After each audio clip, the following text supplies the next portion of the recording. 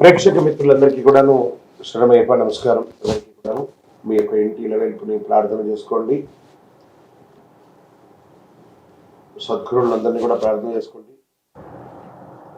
మా ఛానల్ చూస్తున్న వాళ్ళందరికీ కూడా పేరు పేరున ధన్యవాదములు. ఇంకా చాలామంది సబ్స్క్రైబర్స్ అవ్వట్లేదు. లైక్ చేయండి, షేర్ చేయండి, సబ్స్క్రైబ్ చేయండి. ఇంకా మంచి మంచి కార్యక్రమాలు మీకు ఇవ్వడానికి మేము మా వంతు కృషిగా చాలా ప్రయత్నం చేస్తాము. ఈ 2023 డిసెంబర్ నెల గ్రహస్థితులతో సహా ఈ ద్వాదశ రాశులకి ఎలా ఉంది అని మనం తెలుసుకోవడానికి ముందు జాతకం ఎవరు తెలుసుకోవాలి, అసలు జాతకం తెలుసుకోవడం అవసరమా, గోచార గ్రహస్థితులను దృష్టిలో పెట్టుకొని అన్ని వర్గాల వాళ్ళని మేము గణించి చెప్పడం జరుగుతుంది. ఈ యొక్క జాతకం అనేది మీ యొక్క వ్యక్తిగత జాతకానికి ఒక 30 నుంచి 40% మాత్రమే ఇది వర్తిస్తుంది. కానీ మీ యొక్క వ్యక్తిగత జాతకం సంపూర్ణంగా తెలుసుకోవడానికి మీరు పుట్టిన date of birth, time of birth, place of birth అవన్నీతో మీ పరిసర ప్రాంతాల్లో ఉన్నటువంటి సద్గురువుల్ని సంప్రదించి మీ పూర్తి జాతకాన్ని తెలుసుకోండి. ఇది నేను ప్రతిసారి చెప్పే ఒక రిపీట్ అయ్యేది.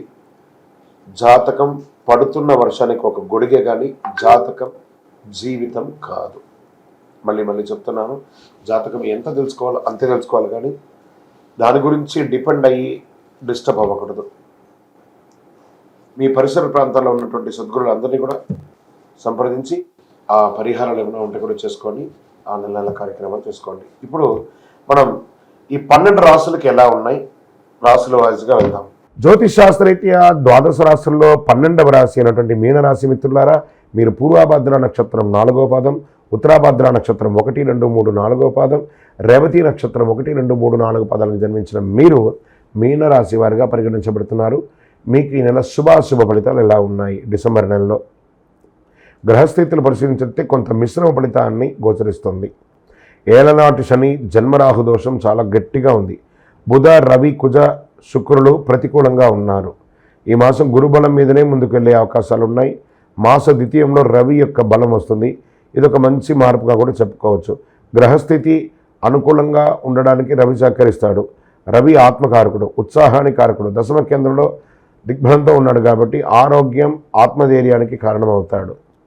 ఏలనాటి శని దోషం వల్ల భోజన సౌఖ్యం ఉండదు. కాస్త నోరు అదుపులో ఉంచుకోవాలి. ఎదుటి వారితో మాట్లాడేటప్పుడు చాలా జాగ్రత్తగా ఉండాలి. ఈ మీనరాశి వారికి ఏమవుతుందంటే ఎంతటి వారినైనా లెక్క చేయకుండా మాట్లాడేస్తారు ఒక్కొక్కసారి. అది కొంచెం ఇబ్బంది పడుతుంది. ముఖ్యంగా ఆరోగ్యం పట్ల శ్రద్ధ వహించాలి. మీ యొక్క వ్యక్తిగత ఆరోగ్యం పట్ల శ్రద్ధ వహించాలి. జన్మరాహు సంచారం జాగ్రత్తగా ఉండాలి.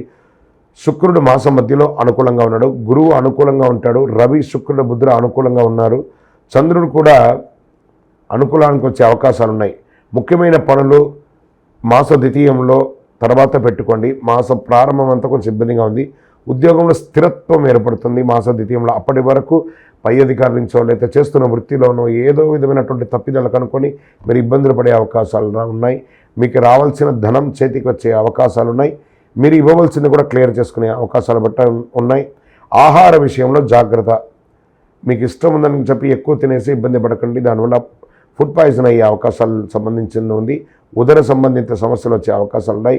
వెన్న ఎముక, మోకాలు నొప్పులు, స్కిన్ రిలేటెడ్ ఎక్కువ ఇబ్బంది వచ్చే అవకాశాలు ఉన్నాయి. విద్యార్థులకు చాలా కష్టం, బాగా కష్టపడి చదవాలి. గురుబలం చాలా అవసరం కాబట్టి ఎంత వీలుంటే విద్యలో కాన్సన్ట్రేట్ చేస్తారో అంత మంచిది. వ్యాపారస్తులకి కొత్త ప్రయత్నాలు ఏది చేయకండి. ఉన్నదే చాలు, దాన్ని ప్రొసీడ్ అవ్వండి. దాంట్లో కూడా కొంచెం చిన్న సమస్యలు వచ్చినా మీ యొక్క టాక్టిక్స్తో దాన్ని కొంచెం ముందుకు తీసుకెళ్లే అవకాశాలు ఉన్నాయి. విదేశాలకు వెళ్ళాలనుకున్న విద్యార్థులకి కాస్త బ్రేక్స్ ఉన్నవంతా కూడాను కొంచెం పోస్ట్పోన్ అవుతున్నాయి. అతి త్వరలో మంచి విషయాన్ని చూసుకుంటాం. మీ యొక్క లైసెన్సులు, డ్రైవింగ్ లైసెన్సులు, లేకపోతే విదేశాల్లో ఉన్న వాళ్ళు మీ యొక్క డాక్యుమెంట్స్ అవన్నీ కూడా జాగ్రత్తగా పెట్టుకోండి. మీ యొక్క విలువైనటువంటి వస్తువులు మిస్ప్లేస్ అవ్వకుండా చూడండి. ఓవరాల్ మీకు మిశ్రమంగా ఉంది కాబట్టి శని భగవాన్ని ప్రార్థన చేయాలి. ఈశ్వర శబ్దం ఈశ్వర అనుగ్రహం కావాలి కాబట్టి ఈశ్వరునికి అభిషేకం చేయండి. జాగ్రత్త. మీనరాశి వారు మీరు బాగా ఉండాలంటే మీ నోరు కంట్రోల్ చేసుకుని ఉండండి. కంట్రోల్ యువర్ మౌత్ అని చెప్తారు. అంటే తస్మాత్ జాగ్రత్త, మౌనంగా ఉండడానికి ప్రయత్నం చేయండి. లక్కీ నెంబర్ మీకు 5 అని చెప్పవచ్చు.